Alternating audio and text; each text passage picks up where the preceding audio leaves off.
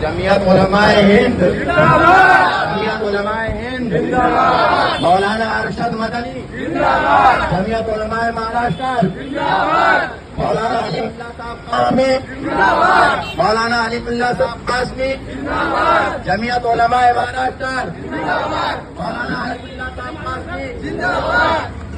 مولانا ارشد مدنی زندہ باد، جمعیت علماء ہند زندہ باد، جمعیت علماء ہند زندہ باد، مولانا علی اللہ صاحب قاسمی زندہ باد، جمعیت علماء مہاراشٹر زندہ باد، مولانا علی اللہ صاحب قاسمی زندہ باد، مولانا علی اللہ صاحب قاسمی زندہ باد، مولانا علی اللہ صاحب قاسمی زندہ باد، مولانا علی اللہ صاحب قاسمی زندہ باد، جمعیت علماء مہاراشٹر زندہ باد، جمعیت علماء ہند زندہ باد، جمعیت علماء ہند زندہ باد، جمعیت علماء ہند زندہ باد، جمعیت علماء ہند زندہ باد، مولانا ارشد مدنی زندہ باد، جمعیت علماء مہاراشٹر زندہ باد، جمعیت علماء مہاراشٹر زندہ باد، مولانا علیم اللہ صاحب قاسمی زندہ باد، مولانا علیم اللہ صاحب قاسمی زندہ باد، مولانا علیم اللہ صاحب قاسمی زندہ باد، نعرہ تکبیر اللہ اکبر، نعرہ تکبیر اللہ اکبر، نعرہ تکبیر اللہ اکبر، مولانا علیم اللہ صاحب قاسمی زندہ باد، جمعیت علماء الحاج نگر زندہ باد، جمعیت علماء الحاج نگر زندہ باد، جمعیت علماء الحاج نگر زندہ باد، مولانا علیم اللہ صاحب قاسمی زندہ باد، مولانا علیم اللہ صاحب قاسمی زندہ باد، مولانا علیم اللہ صاحب قاسمی زندہ باد، جمعیت علماء مہاراشٹر زندہ باد، جمعیت علماء مہاراشٹر زندہ باد، مولانا علیم اللہ صاحب قاسمی زندہ باد، جمعیت علماء ہند زندہ باد، جمعیت علماء ہند زندہ باد، نعرہ تکبیر اللہ اکبر۔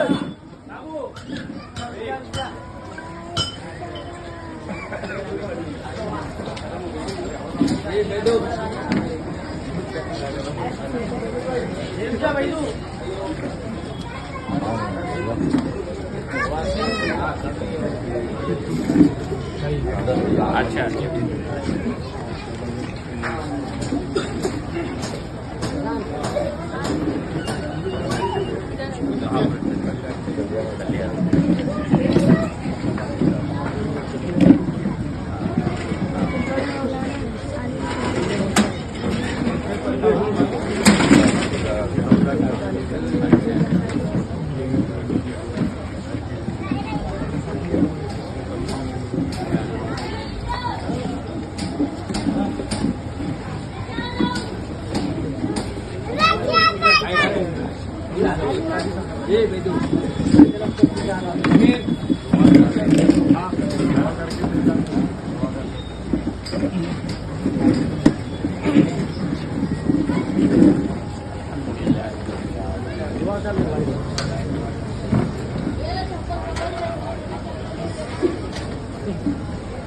ربنا ظلمنا انفسنا ربنا آتنا في الدنيا حسنة وفي الآخرة حسنة اے اللہ ہمارے بتاؤں سے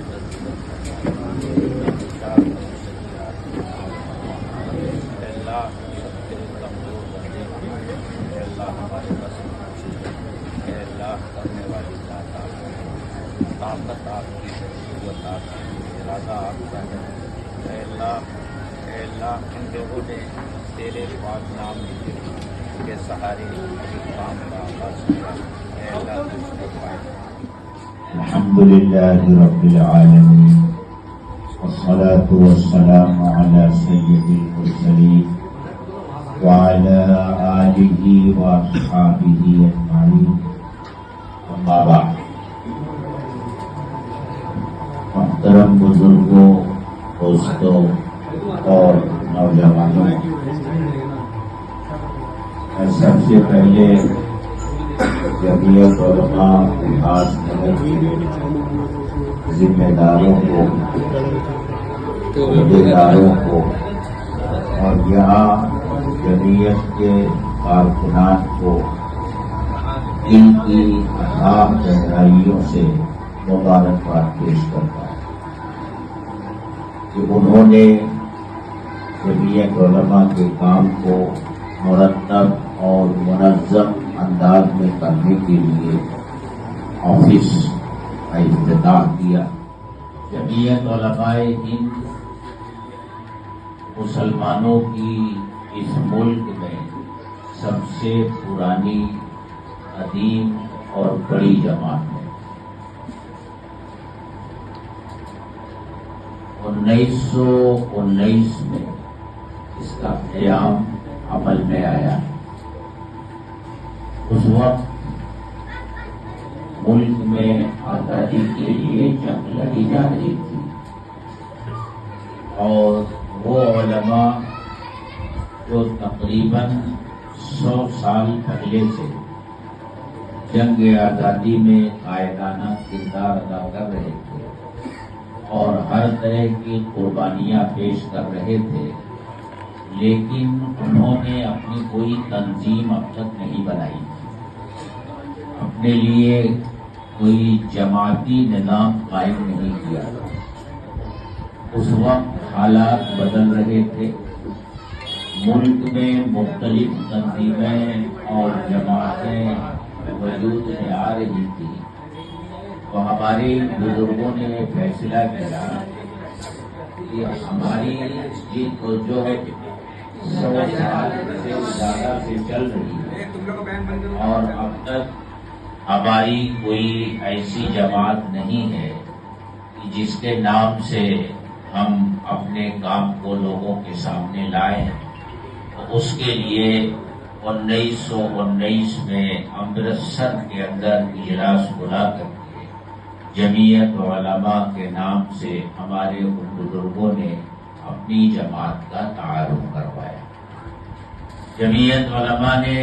उस वक्त आज़ादी में बढ़ चढ़ कर हिस्सा लिया, बल्कि कायदाना किरदार अदा किया। और उस मौके पर जमीयत उलमा के 2 बड़े अहम काम सामने आए।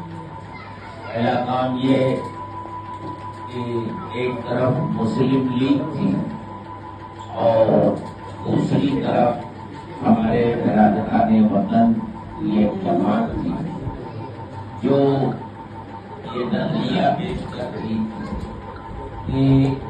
कौम मजहब की और धर्म की बुनियाद पर रहती है, इसलिए हिंदू अलग कौम है और मुसलमान अलग कौम है। ये 2 कौमी नजरिया एक तरफ मुस्लिम लीग का था और दूसरी तरफ हमारे बिरादराने वतन की जमीयत उलमा ने आगे बढ़ करके ये नारा दिया कि हम सब एक कौम, कौमें मजहब और धर्म की बुनियाद पर नहीं बनती, वो वतन की बुनियाद पर बनती। लिहाजा एक वतन में रहने वाले जितने लोग होते हैं उनके धर्म अलग हो सकते हैं, लेकिन एक वतन होने की बुनियाद पर वो एक कौम। और हज़रत शेखुल इस्लाम मौलाना हुसैन अहमद मदनी रहमतुल्लाह अलैह ने जो ये नजरिया पेश किया था, ये कुरान और सुन्नत की बुनियाद पर पेश किया। कुरान में जगह जगह आता है कि रसूल और नबी उन लोगों को जो ईमान नहीं लाए हैं उनसे मुखातब होकर के कहते हैं या कौम, ऐ मेरी कौम। हालांकि वो ईमान नहीं लाए, वो अभी कलमा नहीं पढ़े, लेकिन उनको मुखातब करके कहते हैं ऐ मेरी कौम। इसी तरह जब उहद के मैदान में अल्लाह के रसूल सल्लल्लाहु अलैहि वसल्लम ने उलमाए हिंद के बारे में ज्यादा से ज्यादा लोगों से राब्ता कायम होगा।